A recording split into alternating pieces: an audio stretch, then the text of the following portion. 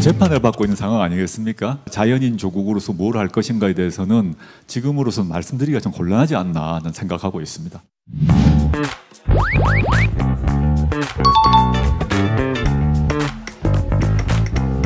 제가 사회적으로 명예회복을 해야 된다는 생각은 하고 있고요.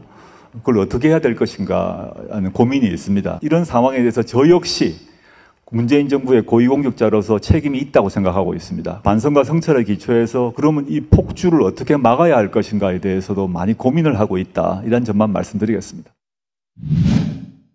저희 가족 전체가 이제 도륙이 났다라고 생각합니다.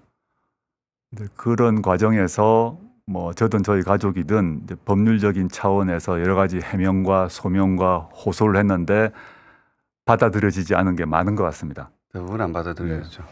그 점에서 매우 안타깝고 아쉬운데 그 대법원의 판결에 대해서는 당연히 존중하고 감수한다라는 말씀드리고요.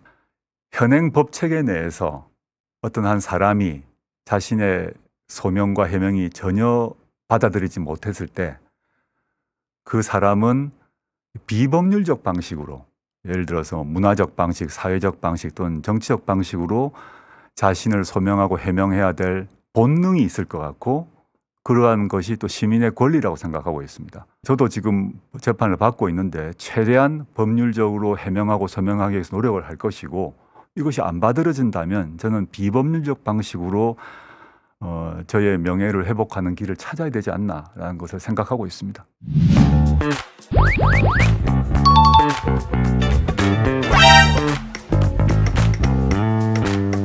가만히 있어가지고는 아마 조국 신당이라는 것은 제가 보기엔 현실 밖의 일이고요. 상상 밖의 일입니다. 그리고 조국 장관이 그렇게 할 리도 만무하고 그렇게 할 만한 여건이나 에너지도 사실은 어디서 확보할 것인지가 불분명하기 때문에요. 조국 신당은 제가 보기에는 소설 속에서도 어려운 거다 이렇게 봅니다. 사실 민주당 후보로 나오시기는 어려우리라고 전망합니다. 민주당에서 공천을 주기가 아마 어려울 거예요. 왜냐하면 사실상 블랙홀처럼 역할을 할 수도 있는 거거든요. 조국이라는 후보 말고는 다른 후보들이 다 보이지 않는 상황이 도래할 수 있고 여권의 공격의 빌미를 너무나 많이 제공하는 사실상 안 좋은 카드가 될 수 있다는 점에서 민주당의 이름을 달고 후보가 되기는 어려울 거다라고 저는 생각을 합니다. 그럼에도 불구하고 어쨌든 조국 전 장관이 출마를 하더라도 무소속으로 출마를 하더라도 사실 민주당과의 연관관계를 완전히 분리해서 생각하실 국민이 또 얼마나 되시겠습니까? 어쨌든 조국 전 장관이 사실은 그 문재인 정부에서 이제 장관을 하셨고 또 민정수석까지 했던 만큼 아예 이제 민주당 사람이 아니다라고 보기도 어려운 부분이 있는 거 아니겠습니까? 그렇다고 한다면 당연히 국민의힘이나 이런 쪽에서는 아무리 무소속 후보로 조국 장관이 나온다고 하더라도 민주당까지 싸잡아서 아마 비판을 하게 될 것이고 유권자들 입장에서도 민주당까지 전체적으로 평가를 다시 한번 하게 될 거란 말이죠. 조국 전 장관의 출마를 계기로. 그렇다고 한다면 조국 전 장관의 출마가 미치게 될 그 나비 효과라고 할까요? 그런 것들이 상당히 부정적으로 민주당 무소속으로 나온다 할지라도 네, 민주당 전체에 영향을 끼칠 수 있기 때문에 특히 접전지나 우리가 좀 국민의힘 후보랑 엎치락뒤치락 하고 있는 지역들이 꽤 많을 거 아니겠습니까? 사실 지금 둘 다 잘 못하고 있기 때문에 그렇다고 한다면 기회의 카드가 되기보다는 오히려 위기의 상황을 더 만드는 악수가 좀 되지 않을까 싶어서 이게 총선 출마라는 게 절대 개인의 명예 회복을 위한 과정이 아니지 않습니까? 그리고 사실은 재판 과정이 또 진행이 되고 있는 만큼 본인이 지금 길이 없어서 길을 만들어 보겠다라고 하시는데 길이 없으면 또 잠깐 쉬어가는 것도 방법이다. 저는 그렇게 생각합니다.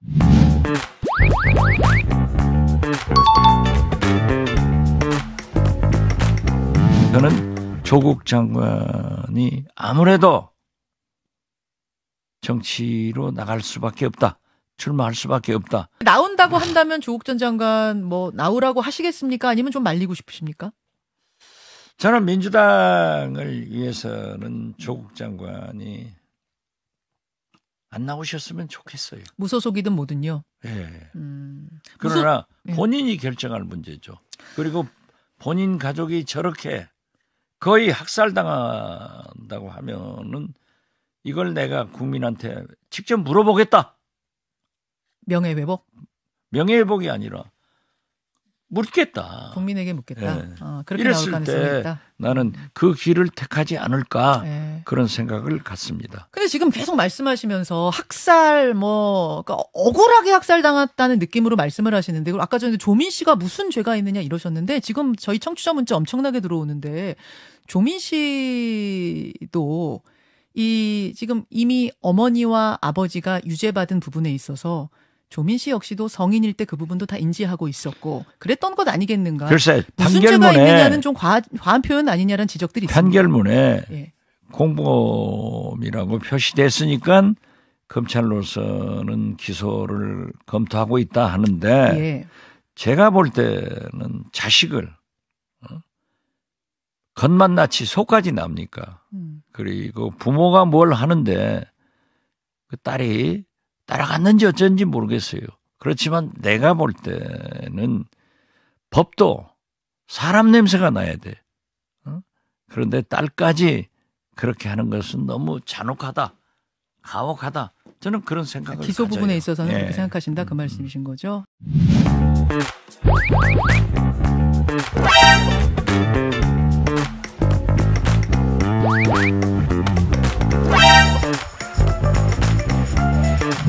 조국 장관 갑자기 나오면 어떡하지? 조국이? 그러니까 이거는 민주당 공천과 관계없이 근데 지역에 아무런 연고가 없잖아요, 조국이. 여기 양산에는 없잖아요. 지금 조국 장관은 어디도 지금 사실 연고가 없다고 봐야 돼요. 후광, 문재인 전 대통령의 후광.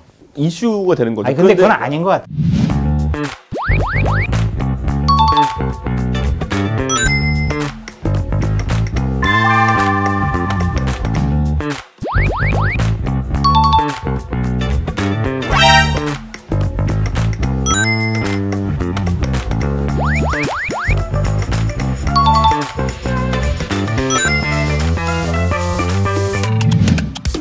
현재 문재인 전 대통령이 밉지 않습니까? 그다음에 개인적으로 밉지 않느냐, 서운하지 않느냐 이런 말씀하셨는데 저는 문 대통령님을 모셨던 수석 보좌관으로서 이에 대해서는 답을 하지 않는 게 맞다고 생각합니다. 네.